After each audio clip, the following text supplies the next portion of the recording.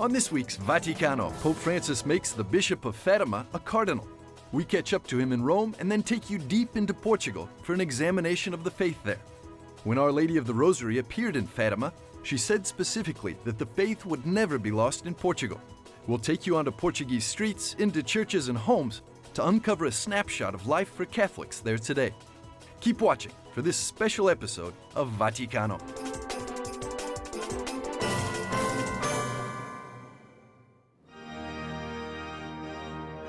On June the 28th, Pope Francis created 14 new cardinals for the Church.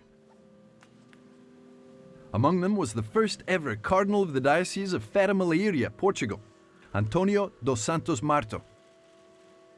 In nomine Patris et Filii et Spiritus Sancti.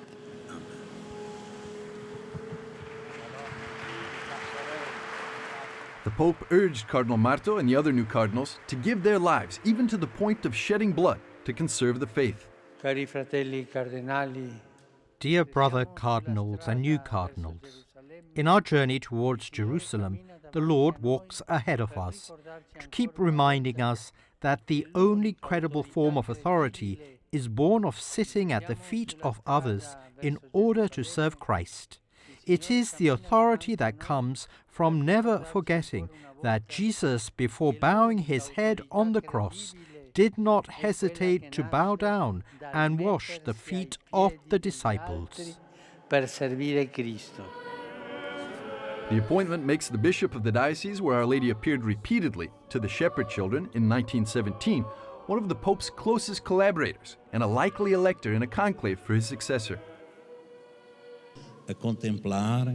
He's one of 4 living cardinals from Portugal, a nation with just 10 million inhabitants on the Atlantic coast of Europe. Statistically, Portugal is among the most Catholic nations in Europe, with more than 80% of the population identifying as Christian. Cardinal Marto will be working to preserve the deep roots of Catholicism in a land blessed with great saints and a Marian shrine that serves as an oasis of the faith.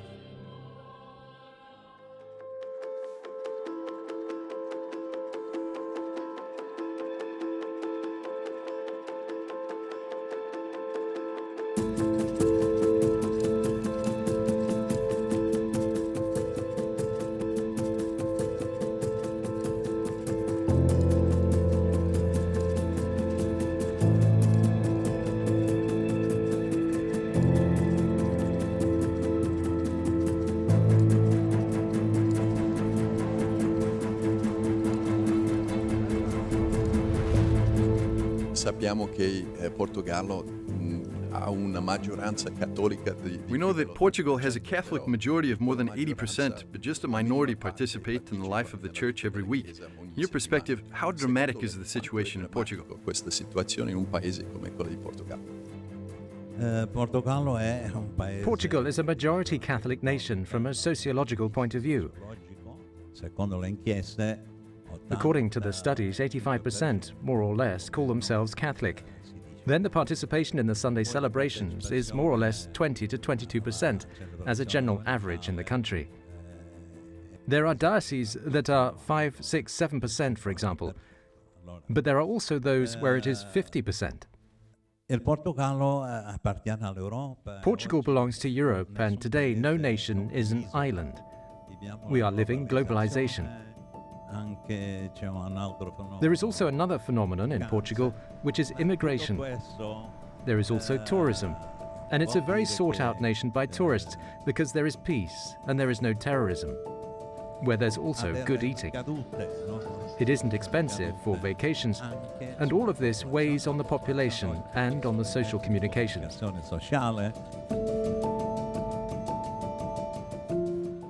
I'd say there are 2 big groups of people.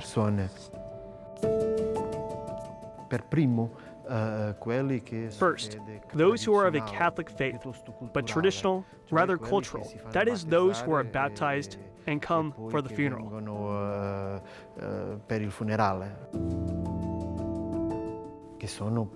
They are unfortunately the majority of Portuguese Catholics. Portugal has 80% baptized Catholics. Then there are 20%, those who go to Mass every Sunday.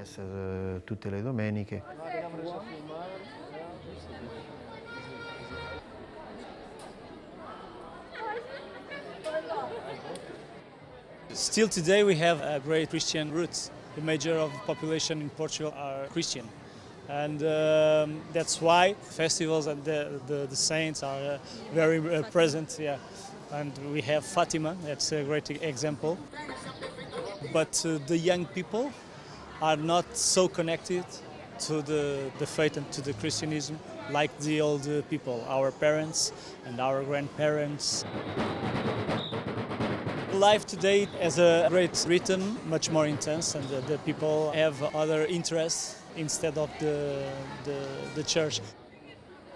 There is a big probability that the church in 2 generations will finish. What we want to pass on and teach our 2 children is that religion is love. Everything we do with love, we do well. We don't go to church, we're not religious people, but we hold the values we received from our parents, and those are the values we convey to our children. I think nowadays the people, teenagers don't actually go to churches, or they believe, but they don't practice. Yeah, but we still have something, even if we don't notice, we still have something. Yes. But I think nowadays we don't feel that as much as we felt years ago.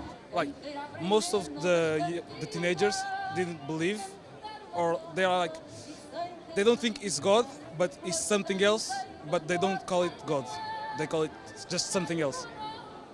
Yeah, if I don't want to go, if I don't feel like going, I don't think I should go just because we need to go on this Sunday to the church, you know? People nowadays value more the teachings of the Christianity, of Christ, and less the institution.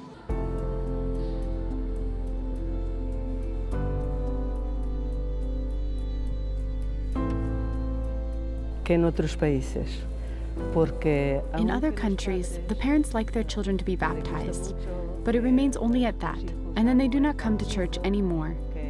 Children learn through the example of their parents, so if the parents stay in bed in the morning, their children do the same.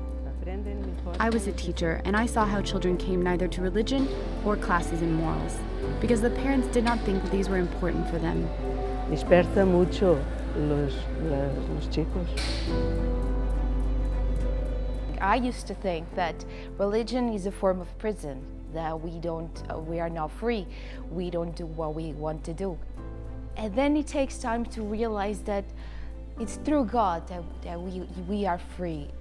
So time is the big bad guy here, and it takes a lot of effort to stop. It's one of the main obstacles here. Stop and think for yourself.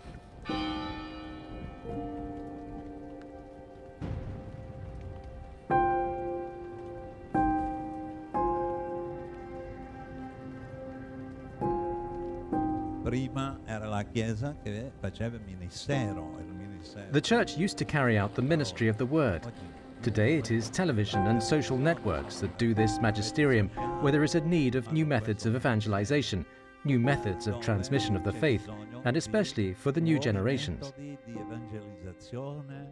I said in the meeting of those confirmed in Portugal, you receive confirmation around 15, 16 or 17 years of age. After 10 years of catechesis, the bishop meets with these groups. I try to make them see that they are being born into and grow up in a completely new world. The world where the more elderly like myself, I'm a septuagenarian, grew up, is disappearing. And I'll give an example. When I was a boy, there was no television, there was no computer, no cell phone, no social networks. It's a totally new world, and the digital culture, the technical questions of knowing how to work with a new instrument, is a culture. It means a new relationship with the things and new relationships among people. It's also a new way of seeing the world. Then there's this liquid and provisional culture, the culture of channel surfing, seeking something new. This is also the scene set in the West and the scene set in Portugal. Now we cannot remain stopped before the Wailing Wall. We must look at this moment, the changes, as Pope Francis says. We must not live only the changes of the era, but an epochal change.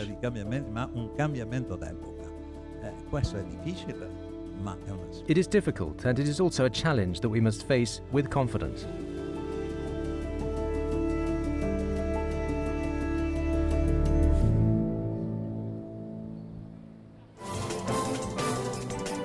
Stay with us. After the break, we hear from Portuguese families about the challenges of passing on the faith to their children.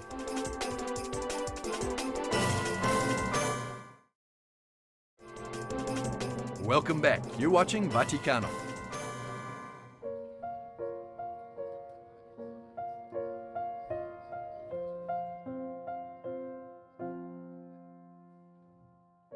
Há 6 anos que vimos todos os dias, dia 13 de junho. For 6 years, we've been coming every June 13th to Fatima, ever since my daughter was born, and she was born on May 23rd, and her first trip was to Fatima on June 13th, to fulfill a vow that we had made for her because I had a very problematic pregnancy and held on to the faith that I already had. I was baptized by choice. My parents gave me the option, and I had to choose whether to be a Catholic or not. So I was baptized at age 6 and received my first communion weeks later, and that was it. I like to come to Fatima very much. I feel always very serene, and as long as I can every year, I'll come here on this date. I go to church in my neighborhood in Benfica, and I try to transmit my faith to my children in a natural way. Maybe one day they'll come to choose like I had to choose. I mean, they were both baptized, and they will lead their own paths of faith. I hope that they choose the path of faith. I want to believe that there is still faith in Portugal. It's harder each time to find people who choose the path to Catholicism. But it has to do with families and what we try to pass on to our children. There are a lot of people following and going to church, and that's good. In Benfica, we have a community in which we see the attendance of a lot of children at church. Our parish church is always full, and there's always a lot of movement and a lot of activities there. E tudo o que está a viver na atualidade.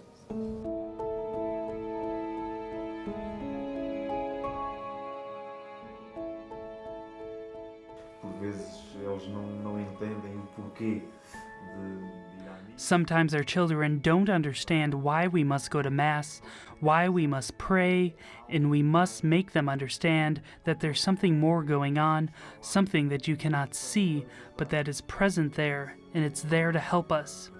And it is very hard for them to learn it. It's a path that we need to guide them through little by little, teaching them and motivating them every day to understand that there's something there and it is there to help us. Nascemos numa terra de fé. We were born in a land of faith, and that counts in our favor. We have the story of the little shepherds who were about their ages when they saw the Virgin, even younger. And they were the 3 witnesses of the apparitions of Our Lady and the angel. Later came the miracle of the sun, and everybody believed them. But we ask ourselves, how did those 3 children manage to get others to believe the message they heard when nobody gave them credibility? So, just like they managed to get others to believe in what they saw, we try to do the same with our children. We teach them they can't see it, but it exists. When they grow up, they will understand why, because in life, each thing is explained at the right time. Now they are children. They don't understand, but later they will understand. But it is difficult. Mais tarde vão perceber, mas que é difícil é.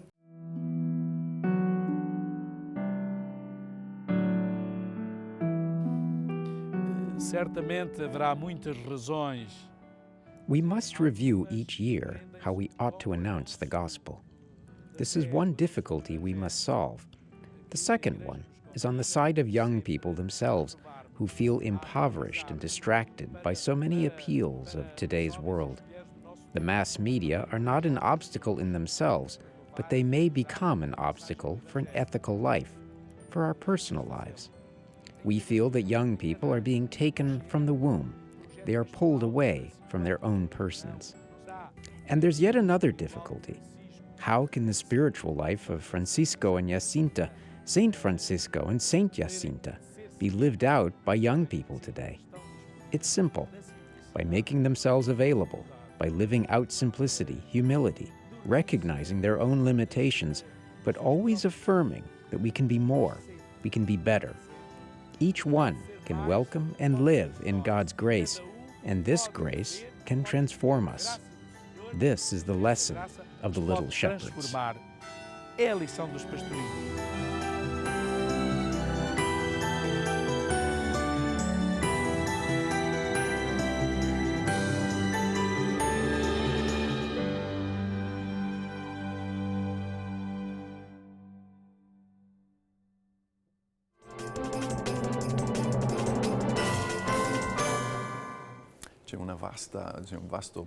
There's a vast Catholic cultural patrimony in Portugal. We were in Nazaré, Batalha, Fatima, and we saw it.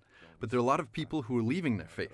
In this moment, how do you see that this patrimony, these roots, can influence this generation and future generations in Portugal? Yes, this heritage is a sign of a faith that has left a mark in the culture of the country. In the past, faith was transmitted through tradition. But today we live in a new world, where faith transmitted by tradition doesn't hold up. For this reason, we need a strong, joyous, enthusiastic, courageous kind of faith, and for this a new Christian initiation is required, also for the young generations. I think it is a little difficult, but the Church will certainly find new ways to accomplish this job. We are not pessimistic. The Church has already been through other crises in the past and has overcome them. It will no longer be a sociological faith, but a personalized form of faith, the fruit of personal conviction, of a choice.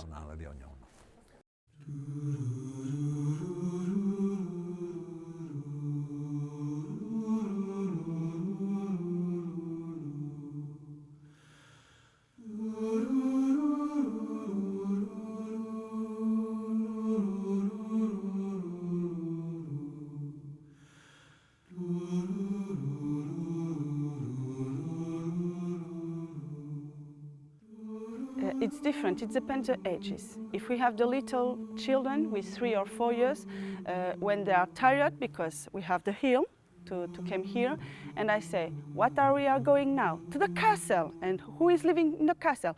The king and the queen. And we are going inside the castle, of course, and when we are going in the back where we have the statue of our third cone, of course they want to know who is it. And of course they heard about it at home or at school, and they are very interested because it was a powerful man, a very smart man, and when I tell them, yes, but before he died he gave everything, and it was a fright in Lisbon.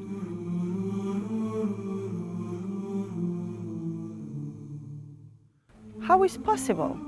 It's strange for them, you know, but because they have catechism, probably they understand that it can be possible.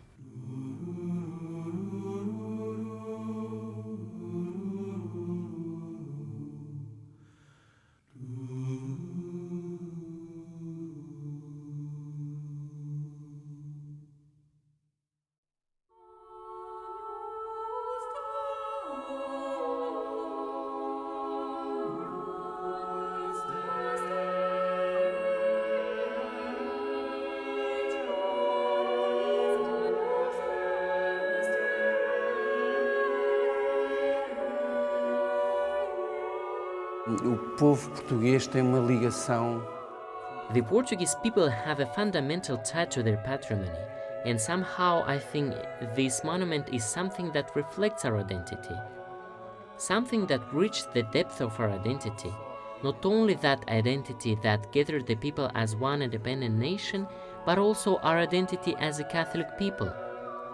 And we see that in the homage that the King pledged to Our Lady of Victory, both in that historical context and nowadays. It is evident for us the extraordinary importance of the monastery of Our Lady of Victory.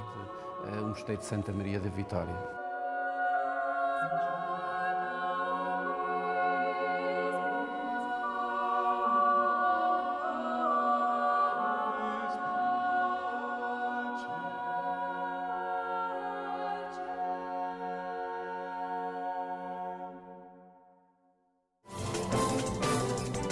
After a quick break, find out about the part Fatima plays in the faith of the Portuguese.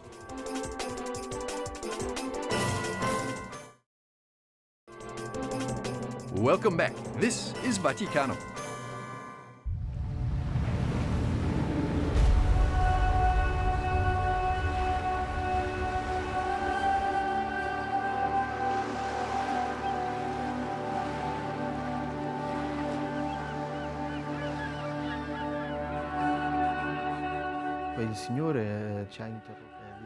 The Lord has questioned us in the Gospel, saying, when the Son of Man returns, will he find faith on earth?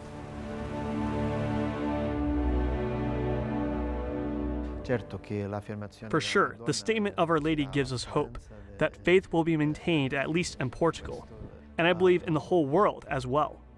However, we must not take this promise for granted, because this is a task that pertains to all Portuguese, especially those who are Christians.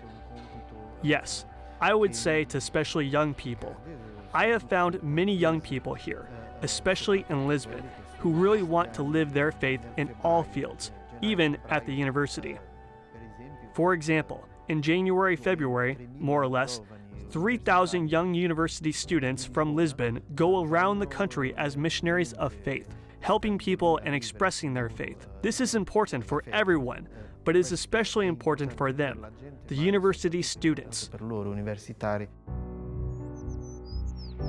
Para Portugal e para os portugueses, Fátima é uma referência. For Portugal and for the Portuguese, Fatima is a reference that identifies them wherever they go, anywhere in the world. I can say that for experience. In Colombia or Korea, people may not know where Portugal is located, but they know where Fatima is. So, this global knowledge of the brand Fatima is extremely strong, and therefore it is very easy to sell the brand Fatima overseas because it has been advertised for 100 years now worldwide. I'm speaking in natural terms, of course. I think that is why we had 9.4 million visitors in 2017, even from countries that in the past had no identification with Fatima, and nowadays are coming in substantial numbers. We can name Korea, the Philippines, Brazil, China. This year in 2018 was the first time ever in the history of Fatima that a bishop from China presided over the celebrations of May. Therefore, we think it is evident that the Chinese also want to come to Fatima. The numbers of pilgrims from this country have grown substantially.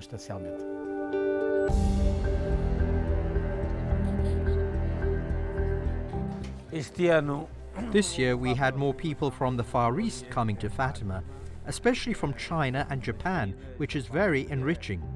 And from Fatima springs up a concern for the world, for world peace, for nations involved in wars and conflicts.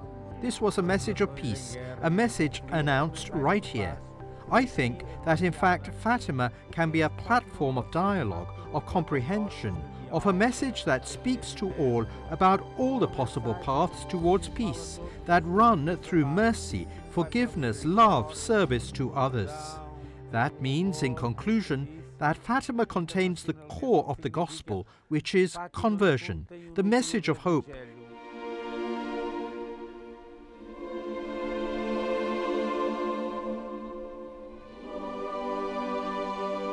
You know, if there's anything you see here at Fatima, it's the people who are both solemn and joyous at the same time. And I think that's what life is all about. In the sight of God, we have reverence, but that reverence produces joy, which makes us smile and laugh.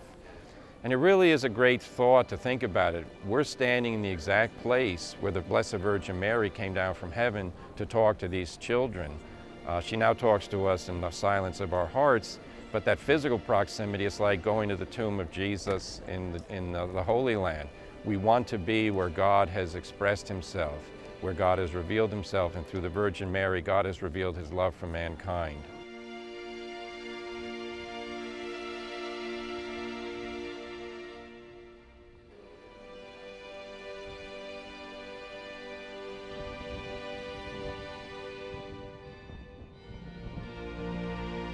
I think Mary offered us a new hope.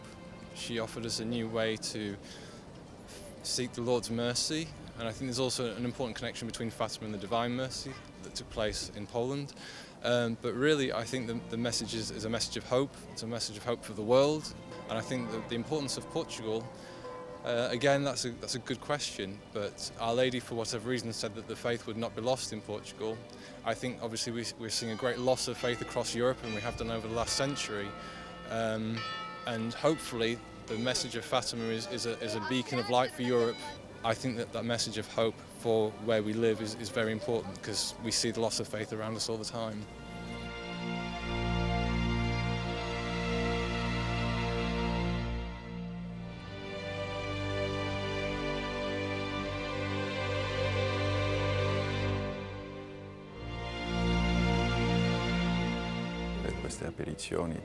The Pope makes the Bishop of Fatima a cardinal. It's a place known in the entire world for the apparitions and messages. How does making a cardinal of the Bishop of Fatima demonstrate the priorities of the Pope for his church? This is a good question to ask Pope Francis, because he is the only one who knows the reasons for why he chose me to be a cardinal.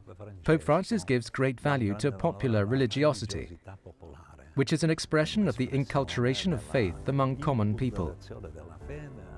In Fatima, this is very vibrant. It is visible, it is lived, it is celebrated. Like it happens, for example, in Latin America, where the Pope was impressed by the living evangelical force of popular religiosity.